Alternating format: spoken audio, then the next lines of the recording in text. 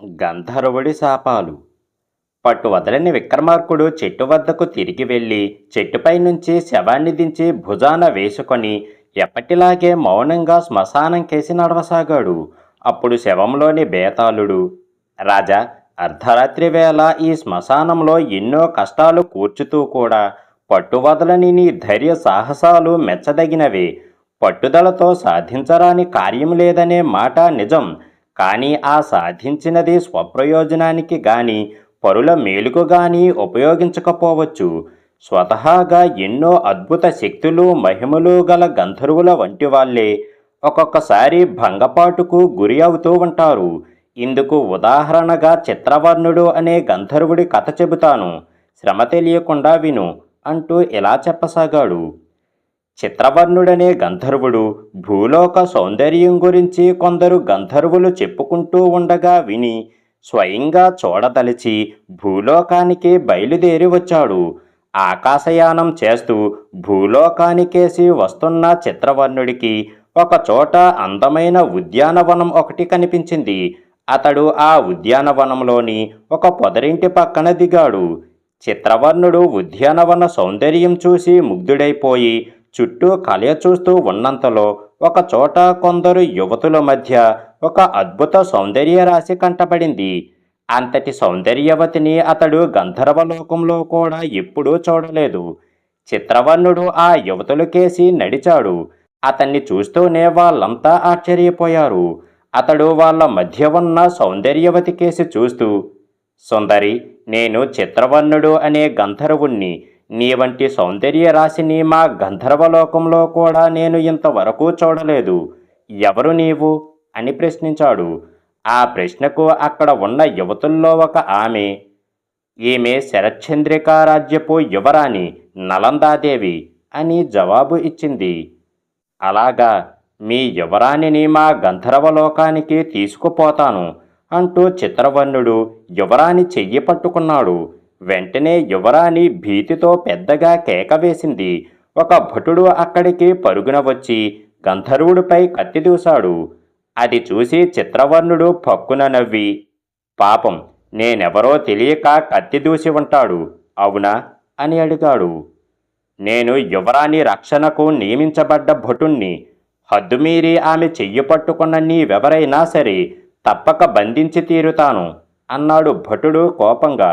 ఆ జవాబుకు చిత్రవర్ణుడు ఉగ్రుడైపోయి, ఓరి నరాధమ, నేను అద్భుతమైన శక్తులు గల గంధర్వుణ్ణి.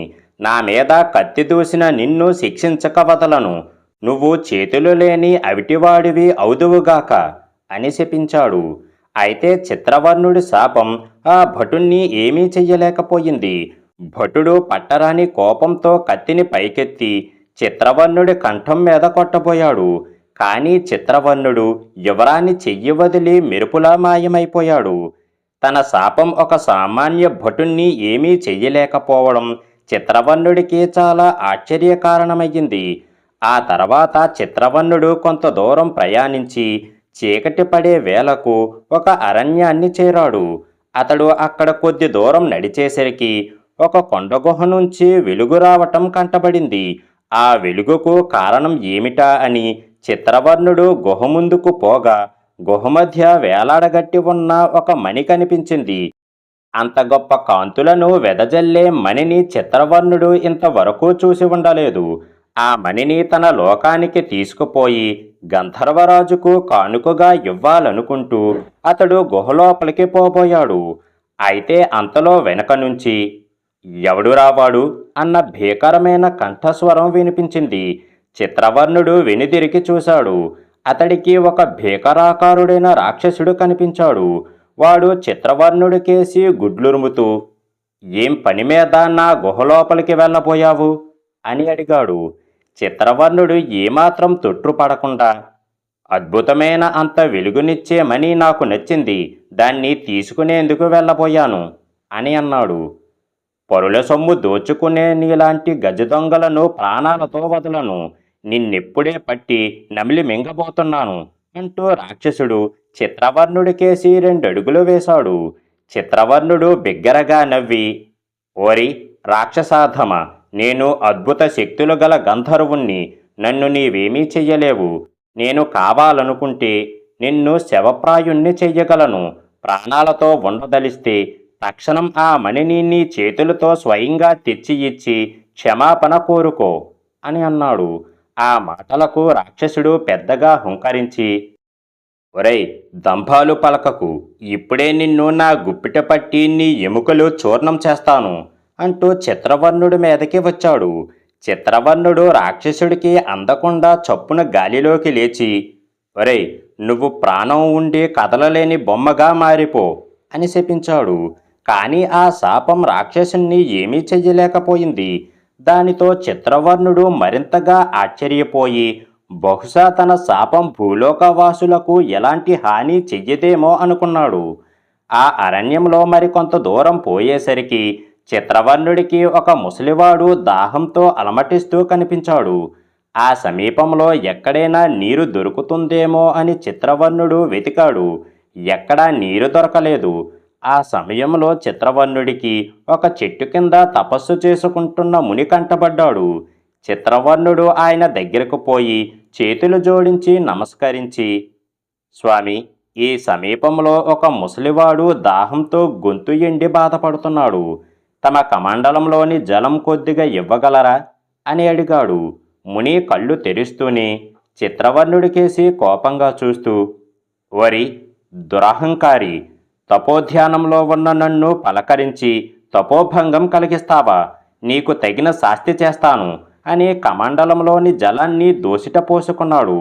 చిత్రవర్ణుడు వినయంగా, స్వామి, ఆగ్రహించకండి. దప్పికతో ఉన్న ఒక ముసలివాడి కోసం మీకు ధ్యానభంగం చేయవలసి వచ్చింది అని అన్నాడు. కారణం ఏదైనా కాని నీ తప్పుకు శిక్ష తప్పదు అని ముని కమండల జలాన్ని చిత్రవర్ణుడి మీదకి చల్లుతూ, నువ్వు మోగవాడివైపోవుదుగాక అని అన్నాడు. మునిశాపం చిత్రవర్ణుడికి ఎలాంటి హాని కలిగించలేదు. చిత్రవర్ణుడు ముని అహంకారానికి కోపగించి కుడి చేతిని గాలిలో తిప్పుతూ, నువ్వు బండరాయివైపోవుదుగాక అని శపించాడు. ఆ మరుక్షణం ముని బండరాయిగా మారిపోయాడు. బేతాళుడు ఈ కథ చెప్పి, రాజా, మహాశక్తి సంపన్నులైన గంధర్వుల జాతికి చెందిన చిత్రవర్ణుడి శాపాలు ఒక సామాన్య భటుడి మీద, రాక్షసుడి మీద పనిచెయ్యలేదు. కానీ తపస్సు చేసుకునే ఒక ముని అతడి శాపానికి గురి అయ్యాడు. ఆ భటుడు రాక్షసుడు ఏమైనా అద్భుత శక్తులు కలవాళ్ళ? ఈ సందేహానికి సమాధానం తెలిసి కూడా చెప్పకపోయావో నీ తల పగిలిపోతుంది అని అన్నాడు. దానికి విక్రమార్కుడు, చిత్రవర్ణుడు సహజంగా తనకున్న మహత్తరమైన శక్తులను అతి హీనంగా తన స్వార్థానికి ఉపయోగించదలిచాడు. అతడు రాజకుమార్తెను చెరబెట్టపోవటమే గాక తన విధి నిర్వహణలో ఆమె రక్షణకే వచ్చిన భటుణ్ణి శపించాడు. ఆ కారణం వల్లనే అతడి శాపం విఫలమయ్యింది. అదే విధంగా రాక్షసుడిదైన దివ్యమణిని తస్కరించబోయి దాని యజమానిని ఘోరంగా శపించాడు. అది అధర్మ కార్యం గనుక చిత్రవర్ణుడి శాపం రాక్షసుడికి ఎలాంటి హాని చెయ్యలేకపోయింది. ఇకపోతే ముని విషయంలో గంధర్వుడి శాపం ఫలించడానికి కారణం అతడిలోని దయాగుణం, ముని యొక్క అహంకారం, అధర్మ ప్రవృత్తి. అంతేకాని భటుడికి రాక్షసుడికి అద్భుతమైన శక్తులు ఉండటం కాదు అని అన్నాడు.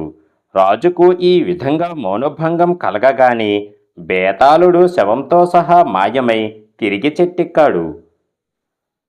తండ్రి, కూతుళ్ళు.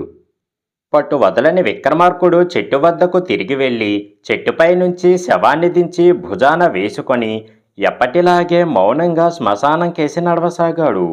అప్పుడు శవంలోని బేతాళుడు, రాజా, అర్ధరాత్రి వేళ భీతి కొలిపే ఈ శ్మశానంలో నువ్వు పడుతున్న శ్రమ చూస్తూ ఉంటే నీ మీద ఎవరో తగు కారణం లేకుండా ద్వేషం పూని నిన్నీ పనికి పురిగొల్పినట్టు నాకు అనుమానం కలుగుతున్నది. ఒక్కొక్కసారి స్నేహితుల మధ్య, ఆత్మ బంధువుల మధ్య సంబంధాలు విలక్షణంగా తయారవడం జరుగుతూ ఉంటుంది. ఇందుకు ఉదాహరణగా కన్న తండ్రి మీదే అకారణంగా ద్వేషం పెంచుకున్న ఒక కుమార్తె కథ చెబుతాను, శ్రమ తెలియకుండా విను అంటూ ఇలా చెప్పసాగాడు. ఒకప్పుడు చంద్రగిరిని విష్ణుగోపుడనే రాజు పరిపాలిస్తూ ఉండేవాడు. ఆయనకు ఒక్కగానొక్క కొడుకు రామగోపుడు. విష్ణుగోపుడు వృద్ధుడైపోయాక విశ్రాంతి తీసుకోదలచి రామగోపుడికి పట్టం కట్టాడు. రామగోపుడు విద్యావంతుడు, గుణవంతుడు, చాలా అందమైనవాడు, ఎంతో ఉదార స్వభావం కలవాడు కూడా. ఒకసారి అతడు వేట నిమిత్తం తన పరివారంతో బయలుదేరి అరణ్యంలో చాలా దూరం ప్రయాణం చేసి దాదాపు తమ చంద్రగిరి రాజ్యపు సరిహద్దులను చేరుకున్నాడు. అక్కడ కంటబడిన ప్రకృతి దృశ్యాలను రామగోపుడికి ఎంతో ఆహ్లాదం కలిగించాయి. ఒక ఎత్తైన కొండ, దాని దిగువన ప్రవహిస్తున్న నది, ఆ చుట్టుపక్కల పచ్చని పైర్లతో కలకలలాడుతున్న గ్రామాలు. రామగోపుడు విచారంగా తెలిసినదేమిటంటే ఆ కొండ ప్రాంతం గాని చుట్టూ ఉన్న గ్రామాలు గాని చంద్రగిరి రాజ్యంలోనివి కావు. ఆ ప్రాంతమంతా పొరుగున ఉన్న నాగపురి రాజ్యంలోనివి. ఈ సంగతి తెలిసాక రామగోపుడు చాలా విచారపడ్డాడు. అంత అందమైన ప్రదేశం తన ఏలుబడిలో లేనందుకు విచారిస్తున్న అతడి మనసులో ఒక ఆలోచన ప్రారంభమై రాజధాని నగరం చేరేసరికి ఒక గట్టి నిర్ణయంగా మారింది. వారం రోజుల తర్వాత రామగోపుడు సైన్యాన్ని సమీకరించి నాగపూర్ మీద దాడి చేశాడు. ఊహించని విధంగా ఈ సైనిక దాడి రావటంతో నాగపురి రాజు రామగోపుణ్ణి సమర్థవంతంగా ఎదిరించలేకపోయాడు. రామగోపుడు యుద్ధంలో విజయుడై తాను కోరిన ప్రాంతాలను ఆక్రమించుకొని సంతోషంగా నగరానికి తిరిగి వెళ్ళాడు. ఓటమి కారణంగా నాగపురి రాజు శశినాగుడు మనోవ్యధకు గురి అయ్యాడు. ఆయన మంత్రులతో ఇప్పుడేమి చెయ్యాలన్న విషయం గురించి సంప్రదింపులు ప్రారంభించాడు. వాళ్ళు రాజుతో, ప్రభు, ప్రస్తుత సమయంలో చంద్రగిరిరాజు సైనికంగా మనకన్నా బలవంతుడు. మనం మరింతగా సైనిక బలాన్ని సమకూర్చుకుంటే గాని అతడి మీదకి యుద్ధానికి వెళ్ళలేము అని అన్నారు. శశినాగుడు సైనిక బలాన్ని పెంచేందుకు తక్షణం తగిన ఏర్పాట్లు చెయ్యవలసిందిగా తన మంత్రులను సేనాధిపతిని ఆజ్ఞాపించాడు. కొంతకాలం గడిచింది. శశినాగుడికి అవంతి అనే పేరుగల అందాల రాశి అయిన కూతురు ఉన్నది. ఆమెకు యుక్త వయసు వచ్చింది. ఆమె జాతకం ప్రకారం ఆమెకు ఆ సంవత్సరమే వివాహం చెయ్యటం మంచిదని పురోహితులు రాజుకు సూచించారు. ఆ రాజవంశంలో రాజకుమార్తెల వివాహం స్వయంవరం వద్ద పద్ధతిలో జరుగుతూ ఉంటుంది. శశినాగుడు స్వయంవరానికి కావలసిన ఏర్పాట్లన్నీ చెయ్యసాగాడు. ఆహ్వాన పత్రికలు సిద్ధం అయ్యాక రాజుద్యోగులు కొందరు శశినాగుడికి ఆ పత్రికలను చూపించాడు. శశినాగుడు ఎవరెవరికి ఆహ్వానాలు వెళుతున్నాయో చూసి, చంద్రగిరిరాజు రామగోపుడికి ఆహ్వాన పత్రిక లేదే అని అన్నాడు. ఆ ప్రశ్నకు ఉద్యోగులు ఆశ్చర్యపోయి అప్పటికప్పుడు రామగోపుడు పేరు మీద ఆహ్వాన పత్రిక రాసి పంపారు. స్వయంవరం రోజు రానే వచ్చింది. రాకుమారులందరూ బారులు తీర్చి కూర్చున్నారు. రామగోపుడు కూడా స్వయంవరానికి రావడం అందరికీ ఎంతో ఆశ్చర్యం కలిగించింది. రాకుమారి అవంతి చేతిలో పుష్పహారం మెల్లగా ముందుకు నడుస్తూ ఉండగా పక్కన ఉన్న ఆమె ఇష్టసఖి ఒక్కొక్క రాకుమారుని గుణగణాలు, వారి యొక్క సిరి సంపదలు, పరాక్రమ విశేషాల గురించి వివరంగా చెప్పుకుపోతున్నది. రాకుమార్తె ఆ మాటలు మౌనంగా వింటూ చివరకు చంద్రగిరిరాజు రామగోపుడు దగ్గరికి వచ్చి అతడి మెడలో పుష్పహారం వేసింది. అది చూసి 1-2 క్షణాలు అక్కడ ఉన్న వాళ్ళందరూ నిశ్చేష్టులైపోయారు. రాకుమార్తె ఇలా ఎందుకు చేసింది? ఆమెకు మతిస్థిమితం తప్పలేదు కదా. పగవాడు, అందులోనూ విపరీతమైన రాజ్యకాంక్ష ఉన్నవాణ్ణి భర్తగా వరించడంలో ఆమె ఉద్దేశం ఏమిటి అని అందరూ తర్కించుకోవటం మొదలుపెట్టారు. అయితే రాజు శశినాగుడు మాత్రం ఇవేమీ పట్టించుకోకుండా సింహాసనం దిగివచ్చి రామగోపుడితో అవంతి వివాహం జరిపించాడు. తర్వాత అల్లుడికి యథోచితమైన మర్యాదలన్నీ జరిపి విలువైన కానుకలిచ్చి కూతుర్ని అల్లుణ్ణి సాగనంపాడు. 5-6 నెలలు గడిచాక శశినాగుడు మంత్రులను దండనాయకులను పిలిచి, ఇప్పుడు మనకు సైనిక బలం తగినంతగా సమకూరిందా అని ప్రశ్నించాడు. సైనిక బలం ఎందుకు ప్రభు అని అడిగారు మంత్రులు అర్థం కాక. ఎందుకేమిటి, చంద్రగిరి రాజ్యం మీద దాడి చేసి మనం లోగడ పోగొట్టుకున్న ప్రాంతాలను జయించడానికి అని శశినాగుడు అన్నాడు. మంత్రులు దండనాయకులు మారు మాట్లాడకుండా సైనిక సమీకరణ ప్రారంభించారు. ఈ సంగతి వేగుల ద్వారా విన్న రామగోపుడు తాను లోగడ ఆక్రమించదలిచిన నాగపురి రాజ్య ప్రాంతాల నుంచి తన సైనికులను ఉపసంహరిస్తున్నట్లు మామకు వర్తమానం పంపాడు. ఇందుకు రాజు శశినాగుడు చాలా సంతోషించాడు. తమ రాజ్యం పోగొట్టుకున్న ప్రాంతాలు తిరిగి రాజ్యంలో కలిసినందుకు ప్రజలు ఆనంద ఉత్సవాలు చేసుకున్నారు. బేతాళుడు ఈ కథ చెప్పి, రాజా, శత్రురాజును తన కుమార్తె స్వయంవరానికి ఆహ్వానించడంలో శశినాగుడి ఉద్దేశం ఏమిటి? అతన్ని ఆహ్వానించడం వల్ల రాజుకు కొరివితో తల గోక్కున్నట్టు అయ్యింది కదా. రాకుమార్తె అవంతి స్వయంవరానికి వచ్చిన అంతమంది రాకుమారుల్లో ఎవరూ తగరన్నట్టు తండ్రి శత్రువునే వరించడం కన్న తండ్రి పట్ల ద్వేషభావం కనుపరచడమే కదా. జరిగిందేదో జరిగిపోయిందని ఊరుకోక శశినాగుడు అల్లుడి మీద యుద్ధానికి ఆయుత్తం కావడంలోని ఆంతర్యం ఏమిటి? తాను లోగడ జయించిన పొరుగురాజ్య ప్రాంతాలను ఎటువంటి ప్రతిఘటన లేకుండా రామగోపుడు ఏ కారణం వల్ల వదులుకున్నాడు? అతడు తన మామకు ఉన్న సైనిక బలాన్ని చూసి భయపడ్డాడా? ఈ సందేహానికి సమాధానం తెలిసి కూడా చెప్పకపోయావో నీ తల పగిలిపోతుంది అని అన్నాడు. దానికి విక్రమార్కుడు, స్వయంవర పద్ధతిలో ఉన్న విశేషమేమిటంటే ఏ రాజకుమారి అయినా తనకు ఇష్టమైన వాణ్ణి వివాహమాడడం. అందువల్ల శశినాగుడు మిత్ర శత్రుభేదాలు పాటించి కొందరికి ఆహ్వానాలు పంపకపోతే వరనిర్ణయం కుమార్తెది కాక అతడిది అవుతుంది. ఇది గుర్తించినందువల్లే శశినాగుడు రామగోపుడికి ఆహ్వానం పంపాడు. స్వయంవర సంప్రదాయానికి భంగం కలగకుండా తన తండ్రి ప్రవర్తించిన తీరు అర్థం చేసుకున్న అవంతి తనకు అన్ని విధాలా ఇష్టుడైన వాడి మెడలో పుష్పహారం వేసింది. అంతేకాని తండ్రి పట్ల ద్వేషం వల్ల కాదు. ఇక రాజుగా తాను కోల్పోయిన రాజ్య భాగాన్ని తిరిగి జయించడం శశినాగుడి బాధ్యత.